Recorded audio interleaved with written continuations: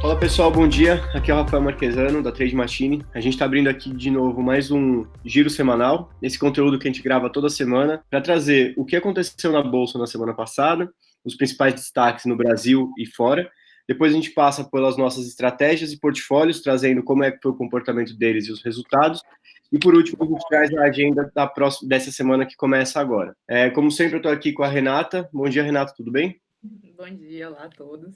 E com o Felipe. Tudo bem, Felipe? Bom dia. Bom dia, Renata. Bom dia, Rafael. Bom dia a todos. A Renata é nossa analista e o Felipe também é analista, mas diretor de produtos aqui da Trade Machine. Renata, eu lembro da última semana a gente começou dizendo que a semana seria mais atribulada, porque as notícias da segunda-feira já eram, da segunda ou da terça-feira já traziam alguns destaques. Como é que foi a semana passada nos mercados? Falando em números, o Ibovespa ele manteve a tendência de queda das últimas semanas, né, e fechou com desvalorização de 1,31% e amplitude de 2,78%. Já o dólar apresentou uma forte reação, encerrou a semana com alta de 3,20% e amplitude de 4,44%. Então, foi uma semana aí marcada pela ausência de notícias positivas. Logo, o que a gente viu foram as principais bolsas do mundo fechando no vermelho. E quais foram os grandes vilões disso? Tivemos alguns. No continente europeu, ocorreu um forte aumento de casos de Covid-19. Nos Estados Unidos, teve as incertezas envolvendo as questões políticas, com a ausência, né, de um acordo para um novo pacote de estímulo fiscal. E no mercado interno, aqui no Brasil, o investidor ainda avalia o risco fiscal. Perfeito. Quando a gente traz aqui para a agenda política da semana, como é que foi? No Brasil?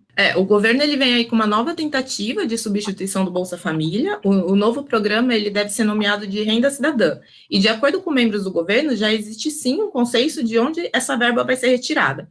A proposta ela deve ser apresentada com mais detalhes ainda nessa semana. E a gente teve os dados aqui divulgados do IPCA, né, o IBGE, e o IPCA 15 ele subiu 0,45% em setembro, na comparação com agosto, e está em 2,65% no acumulado dos últimos 12 meses. O resultado ele veio acima das estimativas, e esse movimento de alta é reflexo nos preços, na alimentação. Os alimentos que mais subiram em setembro foram carne, óleos de soja e o arroz. Do Brasil foi isso. Perfeito, Renata. Aqui a gente vê mais uma semana, mais uma notícia, reforçando a nossa última conversa, em que a gente tem um aumento da inflação, não por um aumento de demanda, mas sim por uma alta dos preços, né? Perfeito. E aí, quando a gente sai daqui do Brasil e vai para a agenda mundial, quais foram os destaques nessa semana? No cenário externo, começou a semana com alegações de movimentações financeiras ilícitas de 2 bancos mundiais. Então, teve aí 2 gigantes globais, os bancos HSBC e Standard Chartered, e esses indícios, eles movimentaram negativamente as bolsas da Europa, o que gerou queda nas ações bancárias no exterior. Ainda no noticiário externo, destaque também para o falecimento da juíza da Suprema Corte dos Estados Unidos. O falecimento da juíza ele abre aí a possibilidade de que Trump indique um sucessor.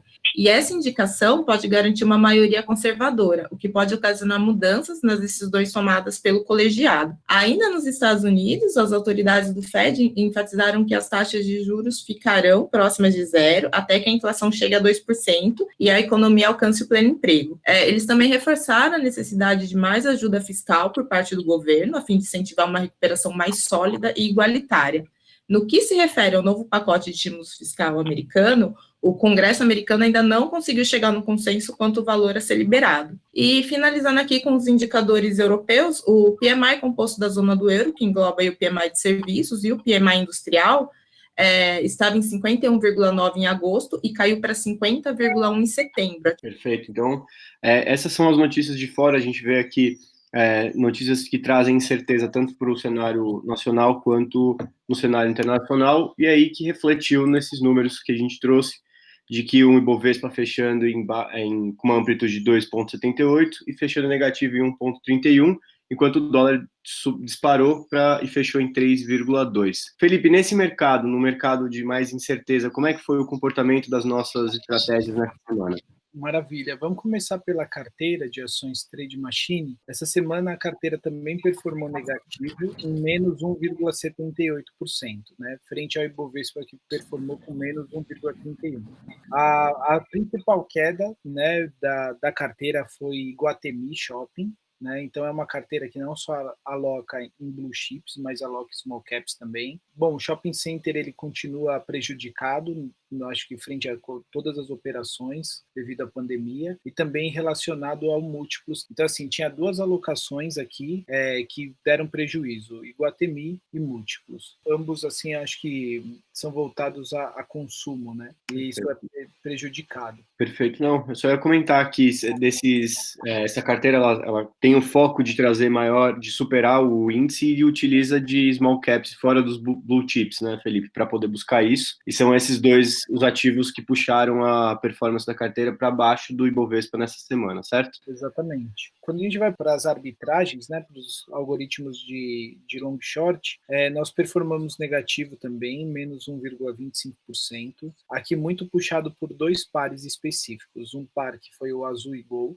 que continua gerando distorções, né? Apesar de serem do mesmo mercado, serem intrasetoriais, né? E Tube e Itaúsa, que é controlado e controlador.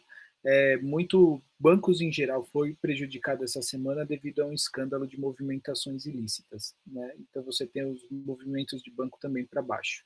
O cérebro resultou em menos 1,25%. Recapitulando então, o que a gente vê é um fechamento negativo em 1,25%, sendo que a gente teve no Azul e Gol o resultado negativo de 3,71% e no YouTube 1,41%. Como a gente estava mais alocado nessas duas, foi um resultado negativo de 1,25%, apesar de ter tido resultados positivos também que atenuaram a carteira, né? Por exemplo, a gente teve resultados aqui de 1,76% positivo e o pior foi de 3,71% negativo, o resultado do cérebro, que monta um portfólio para reduzir a volatilidade e buscar maior consistência, resultado negativo nessa semana de 1,25%. Quando a gente vai para as estratégias de operação de day trade, Felipe, qual que foi o comportamento nessa semana? A média dos algoritmos de day trade resultou em 0,53% positivo. Nós tivemos bastante resultado positivo no Plus, que são algoritmos de consolidação, e também no Spark, que é um algoritmo de tendência, só que é um algoritmo de tendências menores, né? Então nós tivemos resultado positivo global, gerando em torno de 0,53% para quem estava alocado nas estratégias.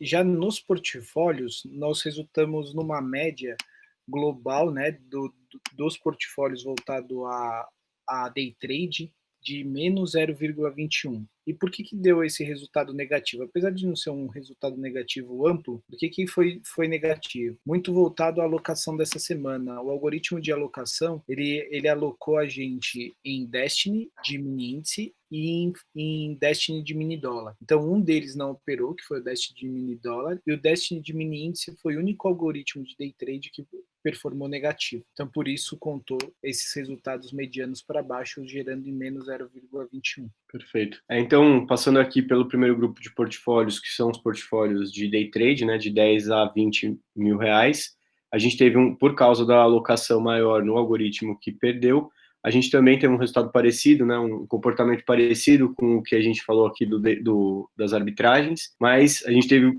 no acumulado, né, resultados negativos de menos 0,38 é o pior e o melhor menos 0,19. Então também uma volatilidade reduzida frente ao que a gente vê nas operações das estratégias sozinhas. A gente falou desse primeiro grupo, Felipe, agora e o segundo grupo, quando a gente o grupo de 30 mil a 100 mil reais, quando a gente tem a composição tanto portfólios compostos por day trade e também arbitragem, qual que foi o comportamento? Maravilha. O comportamento ele gerou em menos 0,23%.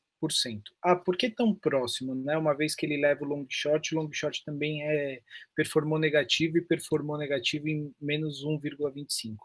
Porque uma vez que entra mais capital, a gente consegue alocar em mais algoritmos de day trade.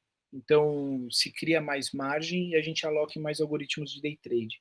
E nesses daqui nós tivemos também presença do Plus e do Flash, que performaram positivo. Então, esse equilíbrio gerou um resultado negativo também de menos 0,23% só. Perfeito. Ou seja, é o que a gente sempre traz, né? Quanto maior o volume financeiro, maior a capacidade que o algoritmo tem de formar portfólios mais diversificados, né? E a gente vê isso refletido aqui nos resultados, que no melhor dos cenários a gente veio aqui menos 0,04%, praticamente zero, e o pior dos cenários a gente tem o menos 0,54%, também é uma volatilidade bastante controlada mesmo nos resultados negativos. E aí, indo para o último bloco, Felipe, quando a gente adiciona os algoritmos a carteira Trade Machine, que também fechou negativo nessa semana, qual foi o compilado dos resultados dos portfólios de 150 mil? Maravilha. A média foi menos 0,91. Tá? Aqui foi puxado por tudo. Foi puxado pela carteira, que performou negativo em menos 1,78, pelo cérebro, que performou negativo em menos 1,25, e a readequação dos day trades, que melhorou um pouco a performance. Então, o conjunto todo performou em menos 0,91%. Perfeito. Então, fazendo aquele compilado final, como a gente traz os dados de uma aplicação total em todas as nossas carteiras, qual seria o resultado, para a gente ter uma visão de como foi o resultado geral da semana. A gente destacou aqui que foram resultados prioritariamente negativos nessa semana, mas no compilado a gente teria um resultado global de menos 0,46% nessa semana, que representa menos 280% do CDI. Vale destacar, a gente sempre traz os resultados acumulados de março até aqui. Então, dentro dos portfólios de high yield, a gente está com um resultado médio analisado, né, mensalizado, quer dizer, de 1,41% em média por mês. Já nos long and short, 0,46%, e nas ações, 0,39%. Então, esses são os resultados acumulados mensalizados aqui, e a gente fechou a semana com resultados mais negativos, mas ainda dentro do controle de volatilidade, que é a nossa prioridade sempre, é ganhar mais do que perder ao longo do tempo, e quando se perde muito, é muito difícil você conseguir recuperar. Então, aproveitando esses momentos, né, Felipe, para trazer um pouco do que está por trás da lógica de produtos, e eu vou aproveitar para devolver a bola para você e dizer o que a gente deve ver aí para essa semana ou para as próximas semanas de resultados ou até de lançamentos, se tiver algum em vista. Maravilha. De lançamentos, nós estamos estudando consolidar um cérebro de day trade, né? O cérebro ele andou bem, a gente ainda não chegou a finalizar completamente, mas estudamos o lançamento dele ainda para as próximas semanas. De resultado, a previsão, uma vez que a gente trabalha bastante com algoritmos de retorno à média, né, é performar de forma positiva essa semana. Tá? Então, a gente vem de uma queda de Ibovespa muito grande, também uma diminuição de volatilidade no Ibovespa, e se espera que, no momento, isso se corrija e consiga se performar melhor do que nós temos performado ultimamente. Perfeito. Eu acho que depois a gente pode compilar um material, Felipe, que pode ser interessante. Vou dar a ideia aqui para ver se a gente solta em seguida, que é a gente compilar os resultados, dar uma visão, um suporte para esse áudio aqui, que é mostrar a curva em si. Quem sabe a gente lança isso logo mais. Enquanto isso, Renata, o que a gente deve esperar para essa semana que começa agora? Vamos lá. Na terça, a gente tem o PMI na China e o CAGED divulga dados de emprego aqui no Brasil. Na quarta, o índice de emprego do consumidor da zona do euro, e tem também o PIB dos Estados Unidos. E na sexta, produção industrial no Brasil e desemprego nos Estados Unidos. Já na agenda política, a atenção é voltada para as negociações envolvendo o novo pacote de estímulo fiscal americano, e aqui no Brasil se espera mais detalhes do programa assistencial e quais serão as manobras do governo para conseguir verba suficiente para colocar o programa em curso, principalmente aí, Rafa, em questões ligadas à criação de uma nova CPMF. Perfeito. Bom, então com isso a gente fecha mais um giro semanal. O que a gente sempre diz é acompanhe a gente aqui nas redes sociais e nos replicadores aqui de conteúdos, que se aparecer alguma notícia ou algum destaque, a gente volta para poder trazer e cobrir também. Beleza? Fechamos então mais um dia. Obrigado, Renata. Obrigado, Felipe. Até a próxima. Nada, boa semana. Tchau, tchau. Obrigado a todos. Boa semana. Tchau, tchau.